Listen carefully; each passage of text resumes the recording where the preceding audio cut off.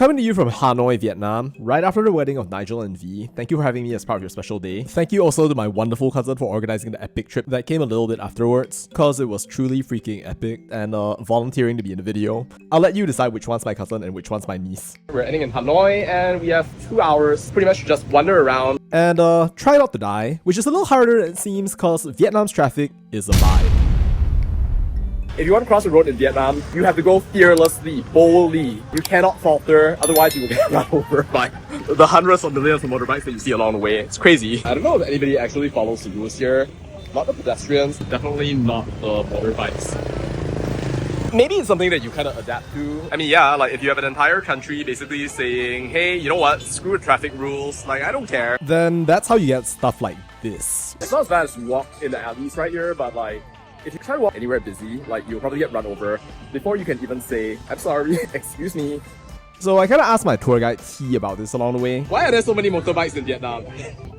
Maybe more suitable for the people to use, especially in the old quarter, the small area, the more convenient. Okay, wow. Literally 72% of Vietnam's population owns a motorcycle. I'm not surprised considering that it costs $13,000 US, $300 million just to own a car. Yeah, so apparently the reason that Vietnam is like this is because the population grew, but then somehow or another, the road system didn't evolve and you have the same infrastructure basically serving now a whole ton more people. It's true that there's this new law called Decree 168 and apparently people are getting fined more. Apparently it's been working wonders and it's causing people to adhere more to road regulations here and there. But from personal experience, riding a GrabBike through the streets of Hanoi, it is still very, very dangerous. It's a great regulation and I'm in no doubt that it will improve things, but Vietnam clearly still does not have the safest traffic in the world. But even long before this law came into force though, Vietnam's traffic and people had co-evolved themselves into a weird equilibrium. Like, you could say that it's chaos, you could say that it's an underdeveloped culture or something like that, but what it really feels like is like an incredible example of social trust in action.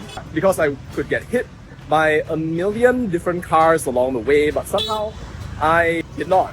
I have not, and I am unlikely to be. Of course, considering they call traffic Vietnam's hidden epidemic, maybe I'm just lucky, but it is really incredible to see how people synchronize all the while. I mean, it does require every single person in the road to pretty much cooperate with this strange and wonderful dance. Well, there isn't really an inherent contradiction between law and social trust. I think I experienced more of the social trust aspect though, especially since Decree 168 really only came into force during my trip. Sure, maybe laws can help, but being able to have this kind of system where everyone is just kind of vibing with one another is, I think, one of the coolest things that I've ever seen in my entire life. Like, I think a lot about this whole idea of like trust within our society and this idea that maybe or somehow or another, you need more of it rather than less of it. And in that sense, I think that going to Vietnam is pretty interesting because it kind of highlights for me what it's like to live in a society where people do trust one another, even if it's in this kind of like limited situation. You know, you can kind of imagine the opposite scenario right here, where in place of this social trust, you have a situation where traffic police intervene at every single stop, every single time anybody tries to cross the street without looking at the light right here, they get arrested, charged, fined, and nobody trusts one another at all. And you've got people just constantly trying to regulate and trying to fight against the flow of traffic. I mean, some people are already not happy about Decree 168, but who knows, it could be good for Vietnam in the long term. Like, I don't know, like, is that better? Or is that worse? I think that most of us, we don't want the rules and the regulations of our society, of our world, to basically be a 24/7 type thing right there.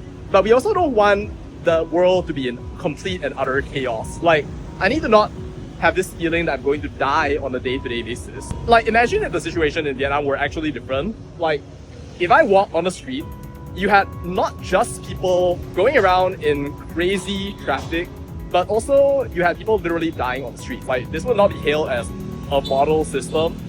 It is hailed as a model system precisely because it works. You know, for all the flaws of the Vietnam system about how it relies on all those informal judgments that people make every single day, I think that it's actually kind of beautiful.